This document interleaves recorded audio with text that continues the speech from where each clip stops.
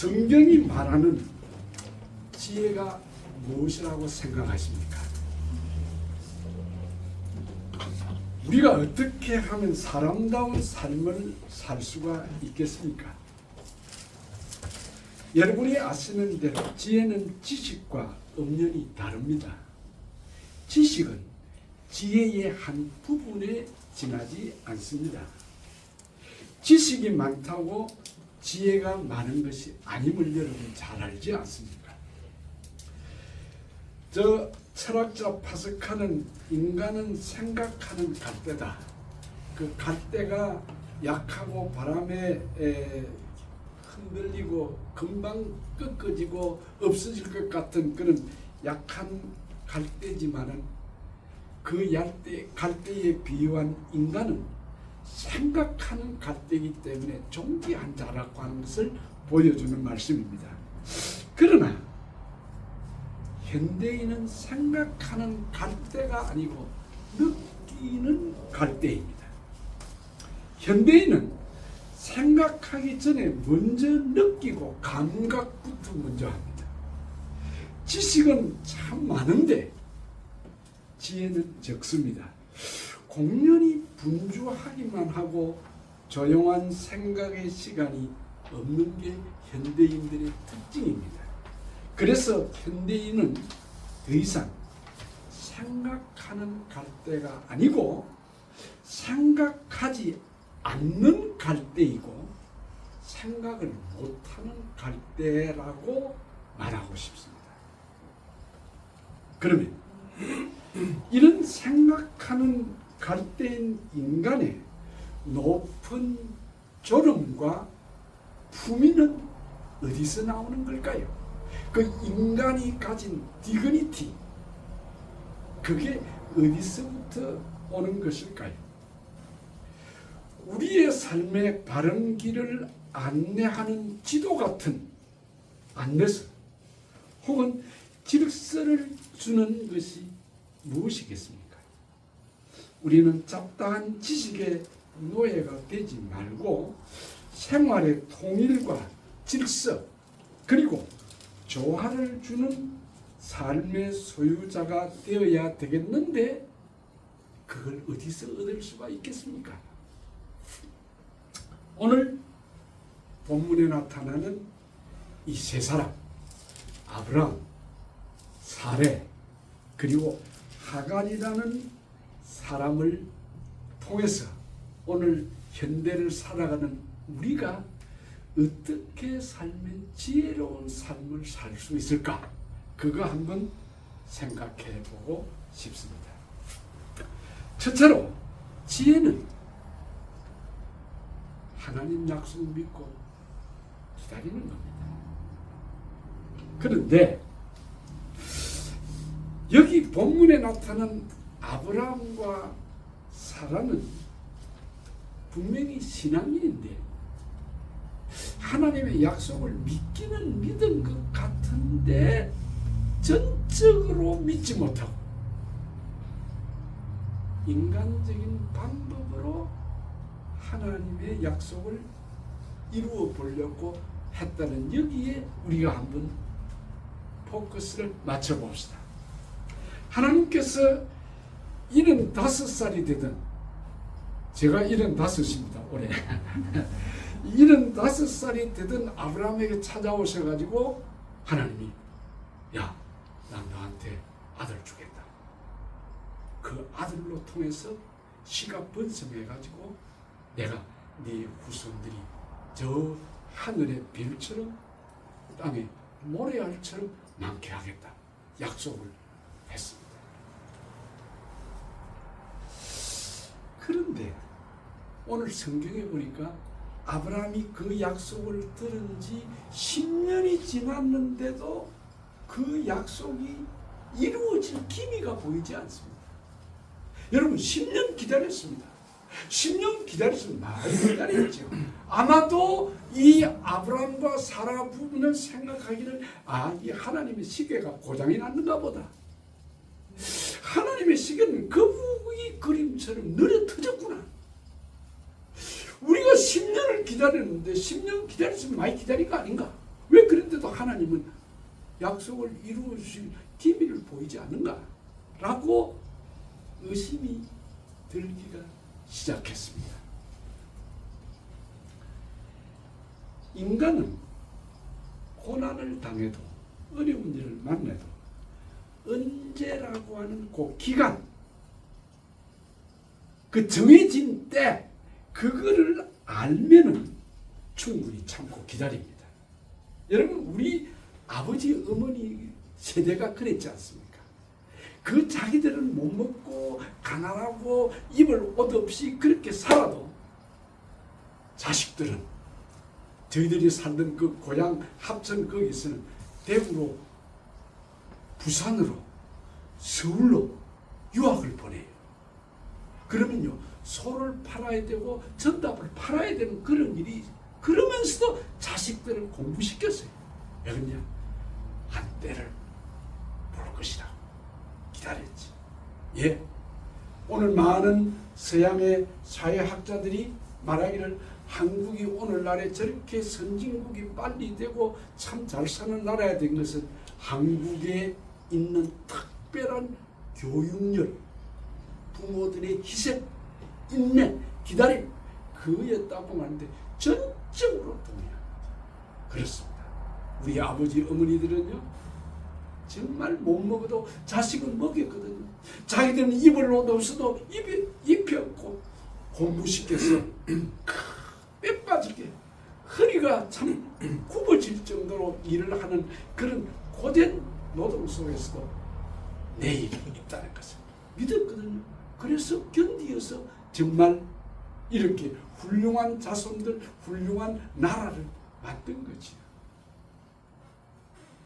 우리가 잘 아는 대로 우리의 고난의 문제를 우리가 겪으면서 느낄 수 있는 것은 분명히 하나님이 어느 때라는 것을 딱 정해주면 그때까지는 어떤 일이 들어도 목숨을 걸고 참을 수 있겠는데, 그렇지 않다는 게 이게 시험에 드는 겁니다. 여러분, 장기 금식을 해보면 참 힘들죠. 그러나 하루가 지나고 나서 그 캘린더에 꼽혀하면서 이렇게 하는 그 재미도 그 고난을, 배고픔의 어려움을 견뎌낼 수 있는 힘이 되더라고요. 그런데 기약이 없는 고난이, 이거 참 어렵습니다. 나는 이 아브라함과 사라 부부를 볼 때에 이해가 됩니다. 하나님이 내가 언제 아들 주겠다 그렇게 약속을 안 해주니까 일단 아들은 주겠다는 그 약속 믿고 기다린 게 10년이면 10년이 많이 기다렸지. 그런데 제가 방금도 말씀한 대로 아브라함과 사라는 믿음이 없는 사람이 아닙니다. 믿음이 있습니다. 기다렸습니다.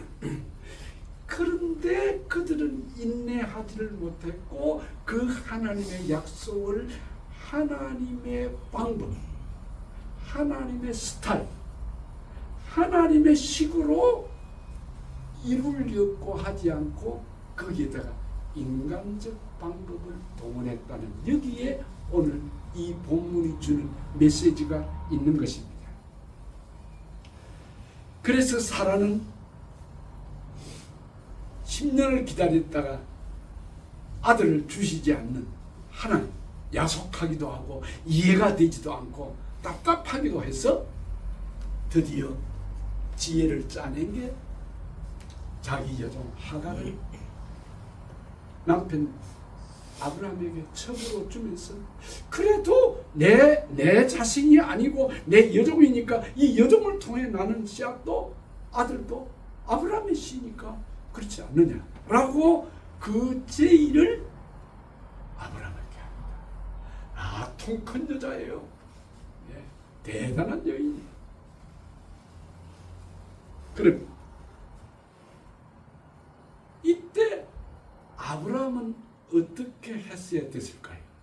여러분이 만약에 아브라함의 입장이었다면 사라가 그런 제의를 했을 때 하나님이 분명히 약속을 준 그 약속을 믿고 기다리고 있는데 사라가 불쑥 그 약속을 했을 때 얼씨구 하고 덤쩍 받아야 되겠습니까? 아니면 여보 기다려보자. 우리 10년 기다렸잖아요. 더 기다려보자. 이래야 되겠습니까? 소위 우리 시체말로 우리 교인들 제일 잘 쓰는 말로 기도해 봅시다.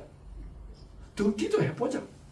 이래라도 했어야 되지 않았겠습니까? 그런데 얼렁뚱땅 이 채신머리 없는 아브라함이 그걸 듣고 그저 일을 받았습니다.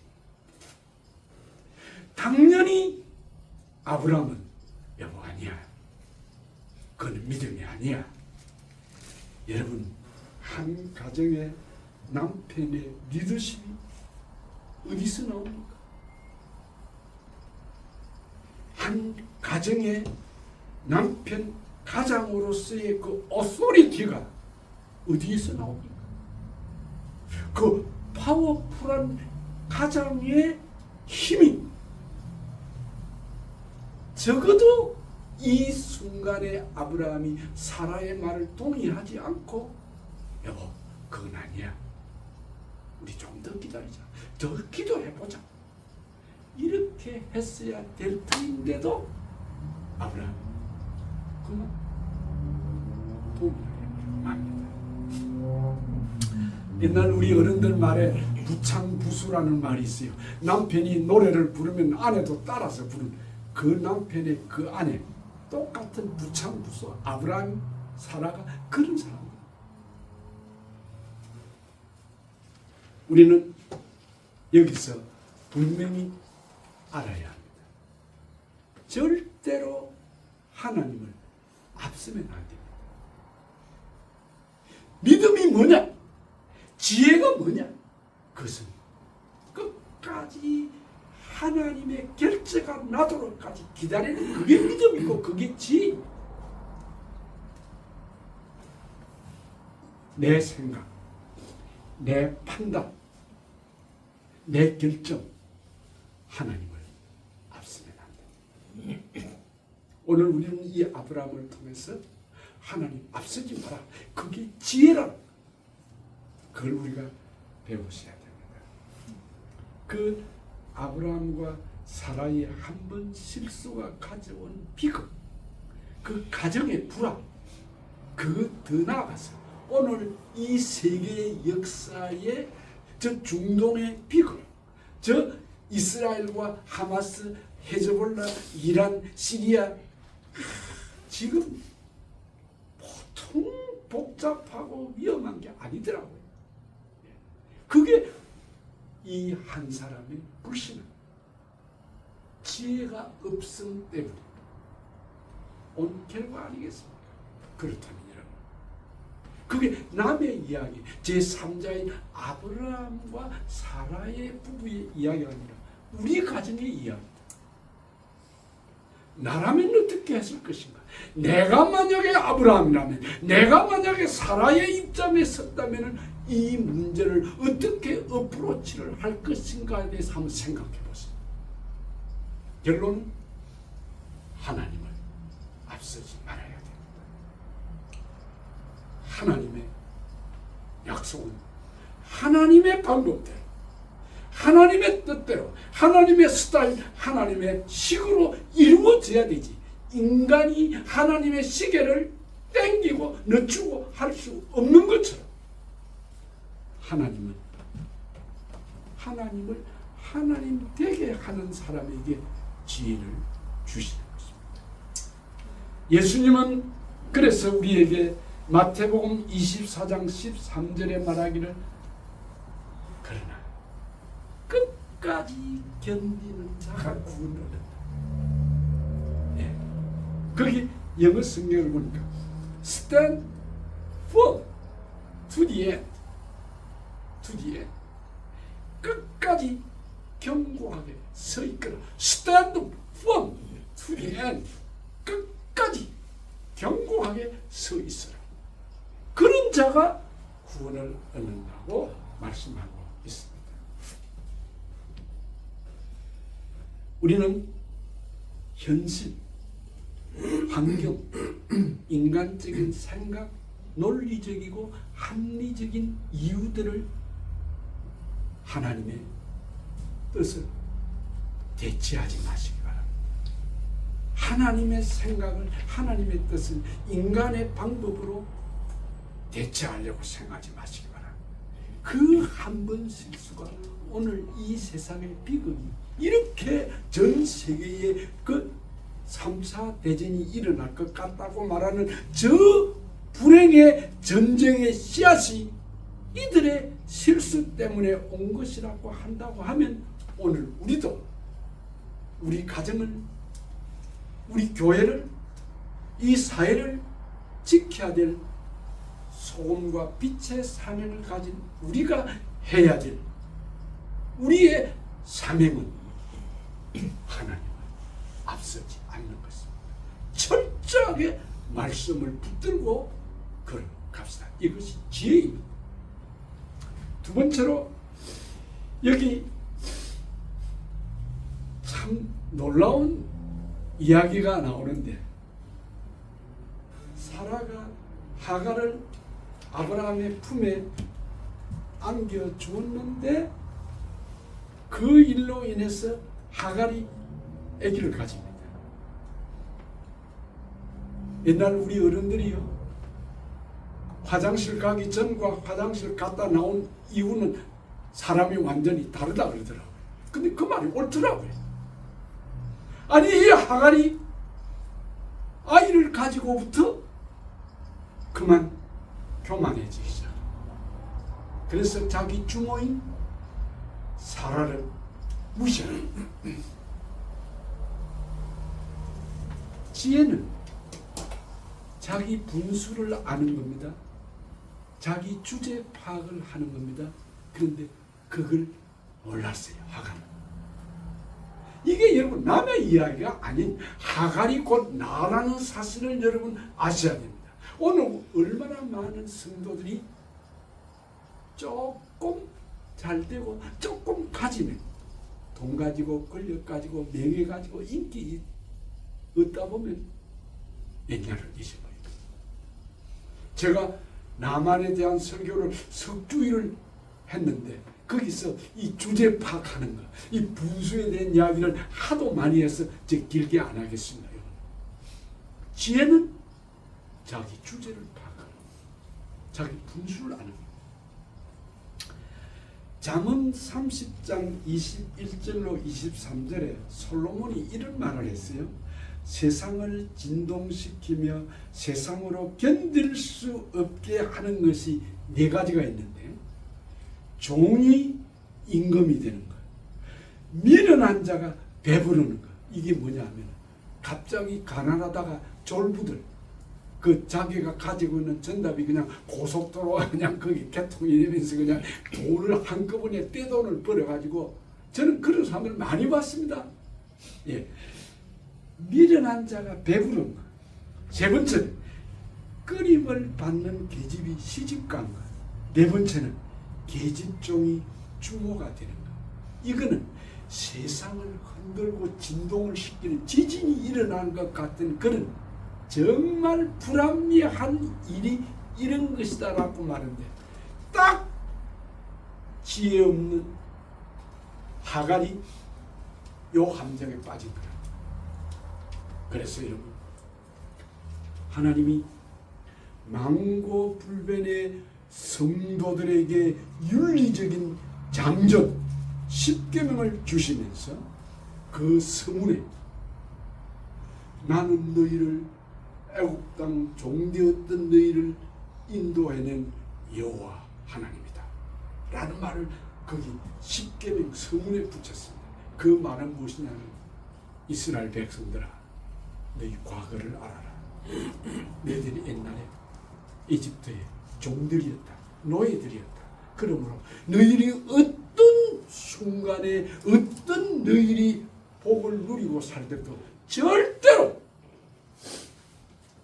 내 과거를 잊지 마라. 내 과거는 종이었다, 노예였다. 그래서 나그네를, 고아를, 과부를, 불쌍한 자들, 힘없는 약자들을 돌아와 주는 것을 잊지 말아라. 누구도 과거에 그런 경험을 했지 않느냐는 것입니다. 여러분, 그것이 이스라엘 백성들에게만 준 말씀이겠습니까? 오늘 우리에게 주신 말씀 아니겠습니까? 여러분, 우리가 배불리 먹고 잘 살고 이 행복한 이 참 전 세계 사람들 누구나 다 그리워하는 동경하는 이 미국 땅에서 자리를 잡고 살면서 겸손하시기 바랍니다. 더 낮아지시기 바랍니다. 과거에 내가 그렇게도 힘들고 어려웠는데 이런 복을 주셨다. 늘 이것을 잊지 마시고 내 주위에 있는 헐벗은 사람들, 불쌍한 사람들, 가난한 사람들 돌아봐 주시다. 그런 손길을 펴시는 자 되시기. 이것이 지혜입니다. 세 번째로, 제가 이 창세기를 읽으면서 이 부분에 제가 머물렀었습니다. 지혜가 뭐냐? 지혜는 정확한 분별력과 판단력입니다. 사라가 하갈을 자기 품에 넘겨주고 그 하갈이 자기 씨를 받아서 잉태를 했습니다. 그때에 하갈이 교만해져가지고 자기 분수도 모르고 자기 주인 사라를 무시한. 이거 얼마나 기가 차는 일. 그래서 참다 못한 사라가 하갈과 아브라함 자기 삼자 앉은 대면 그 자리에서 이야기를 합니다. 여보, 이 여종 하갈을 내가 당신 품에 안겨주었는데 이 아기를 잉태한 이후로 나를 무시한다. 이거 어떻게 해야 되겠느냐? 여러분, 저는 이 성경을 읽으면서 내가 만약에 이때에 아브라함의 입장에 있었다면 나는 어떤 판단을 했을까 생각을 한참 했습니다. 여러분, 아마도 여러분들 다 경험했을 겁니다. 지금 여기 아브라함이 하갈과 사라 사이에서 아내 사라와 자기 씨를 가진 자기 자식을 가진 하갈이 지금 있는 이 삼자 대면하는 자리에서 자기 아내 사라가 하갈에게 이거 어떻게 해야 되냐, 난 도무지 못 참겠다라고 했을 때 여러분, 누구 손을 들어주실랍니까? 여러분, 누구 편이 되어주셔야 될까요? 여러분이면 어떻게 해요? 하갈 편을 드시렵니까? 아내 사라 편을 드시렵니까? 저는 이 부분에 성경을 더 계속 읽어가지 못하고 한참 머물러 나는 아브라함의 입장에 있었다면 어떻게 했을까요? 참 이게 여러분 정말 딜리케이트한 그런 문제입니다. 이게 여러분 쉬운 문제 아닙니다. 아마 여러분 가운데는 경험을 하신 분이 혹은 이야기를 주위에 있는 사람들의 이야기를 들어서 알 겁니다만, 특별히 그 혼자 일찍 과부가 된 어머니를 둔 외아들 자식들은 이 어머니가 평생을 청산 과부로 그 아들을 키워가지고 살아왔는데 그 아들을 장가를 보내고 며느리가 들어오면서부터 가정에 불화가 일어나는 현실을 여러분도 경험하셨는지 모르겠습니다. 아마 그런 이야기를 많이 들었을 겁니다. 그 어머니는요, 아들이 아버지를 대신하는 사람이고 때로는 참 사랑하는 사람이 연인과 같은 사람이고 그 또한 자식이고 또는 우리 같은 입장 교회의 목사라고 한 그런 사람은 그렇게 어머니가 보는 그 자식이 자기가 그렇게도 믿고 그 어려운 세월을 겪어왔는데, 아니 결혼을 시켰더니만은 자기 마누라한테 빠져가 나를 무시해, 나를 서운하게 라고 한다고 하면, 그 시어머니와 이 며느리 사이에 이 갈등은, 이 고부간의 갈등은, 그 중간에 선 남자는요 기막히는 현실입니다. 누구 편 들어야 될까요? 저는 이런 사람들 봤습니다. 목하면서 봤습니다. 이럴 때 남자가 지혜가 있어요. 이때에 참 하나님의 지혜를 받아야 돼요. 정확한 판단력과 분별력이 있어요. 한국에서 신학을 하고 공부를 하고 목회를 하면서 늘 우리가 들었던 선배 목사님들, 성도들에게 들었던 이야기는, 목사는 가정보다 교회가 우선이야.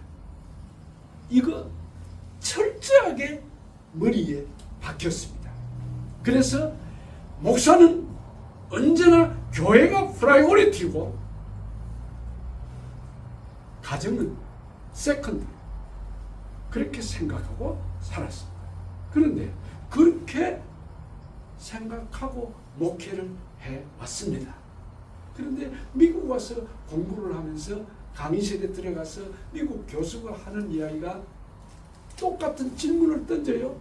여러분, 목회하는 가운데 가정과 교회 중에 어느 것이 프라이오리티입니까? 라고 물을 때 많은 학생들이 대답하기를 가정이 우선입니다 라고 말할 때 뒤로 나자빠지겠더라고요. 아, 저 믿음 없는 것들, 죄송합니다, 저 믿음 없는 사람들 라고 생각했는데, 교수님께서 점잖게 명쾌하게 결론을 내리는데, 목회자는 가정이 우선이다. 가정이 잘 되고 가정이 평안해야 목회가 되는 것이다 라고 말할 때, 그때서 비로소 철러진 깨달음을 했습니다. 그렇습니다. 물론 여러분, 우리가 교회 우선이죠. 예, 그게 뭐 이원론적으로 이거나 저거나 극좌, 그냥 좌우로 그렇게 판단하는 그런 게 아니죠. 예, 언제나 우리는 목회자가 그때에 필요한 것이 지혜죠. 여기 지금 아브라함이 멋있는 사람이라. 아까는 단풍충이 같은 그런 생각을 했던 이 아브라함인데, 이때는 지혜가 있었어요. 하갈이 자기 아내 사라를 애기 가졌다고 무시하고 그냥 없인 여기는 그 현실을 보고 사라가 이야기했을 때, 불평을 했을 때 아브라함 자리를 잡았습니다. 하갈 편을 듣지 않고 사라 편을 들어줬어요. 사라의 손을 들어줬어요. 나는 여기서 이게 지혜다. 아마도 여러분들 여러분의 와이프들이 시댁의 식구들, 시숙, 시동생, 시누이 사이에서 갈등이 있어가지고 거기서 남편인 내가 판단을 내려야 될 때, 여러분 대개 한국 남자들, 특히 저 경상도 사람들, 남자들은요, 그럴 때 시숙 편 들고 시누이 편 들어주고 그리고 시동생 편 들어주지 마누라 편 안 들어줘요. 마누라를 그들 앞에서 막 꾸짖기도 하고 무시하기도 하는 그런 발언을 많이 해요. 잘못해요. 이때에 아브라함처럼 사라에게 내 여종이니까 네가 알아서 해. 네 처분대로 해. 얼마나 멋진 판단력인지 모릅니다. 우리가 이걸 가져야 돼요. 제가 이런 이야기는 하려고 하면 오늘 시간이 많이 가서 제가 이런 예와 이야기는 안 하겠습니다. 여러분, 친구의 아내와 마누라 사이에 갈등이 있어가지고 그 문제를 판단을 해야 되는 그런 남편의 입장에 여러분이 서본 적 있습니까? 그때의 일반적인 상식으로는 마누라를 꾸짖고 친구 아내 편을 들어줘야 될 그런 것이 논리적으로 합당하다고 생각할 때가 있을 겁니다. 그러나 우리는 그때의 지혜를 발휘해야 돼요. 정확한 분별이 있어요. 아브라함처럼 우리는 가정을 지켜야 됩니다. 남자의 한 사람으로서 가정의 가장이 되는 거기에는 지혜가 있어야 돼요. 아브라함처럼. 이런 아브라함처럼 살지 못했던 지난 과거의 고백인지도 모릅니다. 저의 고백인지도 모릅니다. 여러분 70 넘어 보니까 이 성경의 말씀에 아브라함이 정말 크로점이 되더라.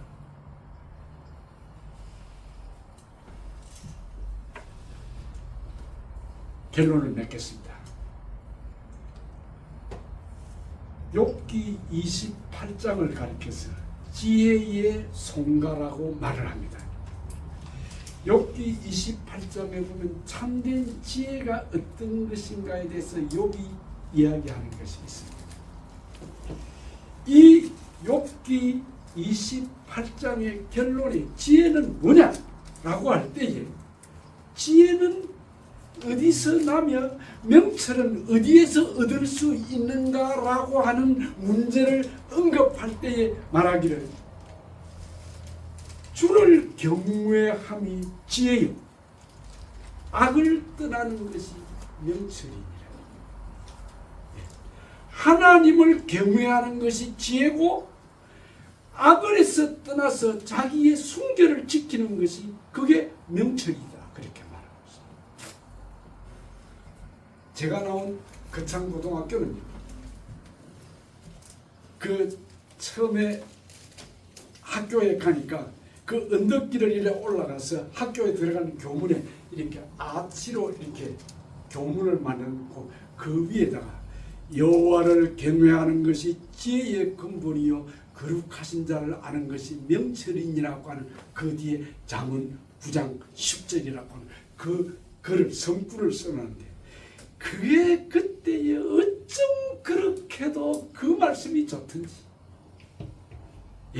지금도 자랑스럽고 지금도 내 모교에 대한 프라이드 자부심을 가지는 것은 여호와를 경외하는 것이 지혜의 근본이요 거룩하신 자를 아는 것이 명철입니다. 오늘 우리는 이 아브라함과 사라와 하갈을 통해서 하나님 주시는 이 지혜가 어떤 것인가를 오늘 이 시대를 살아가는 우리에게 특히 한 가정의 가장으로서 지켜야 될 정도